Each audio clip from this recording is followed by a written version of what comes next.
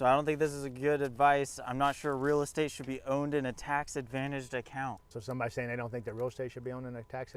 Yeah. Why? I have no idea. That's all they wrote. So if you feel like your real estate shouldn't be owned in a tax, like a IRA, my rental properties that are in an IRA, all of the rents that come in from those properties are not taxable. So you get a rental property in your IRA that makes you $2,000 a month. That's $2,000 a month that goes into the IRA every single month, when you can only legitimately put $6,000 a year out of your pocket into it. So now you got an opportunity to get $12,000 a year in rent. How long does it take you to build to put a second house in there? Not long. I don't understand that concept. I think if you don't think it's a good idea, you just haven't investigated it enough, or you haven't looked at it, you haven't done your homework. I think a lot of times we get some random comments like that. I don't think that's a good idea, but I'm gonna tell you right now, people that do it are rich.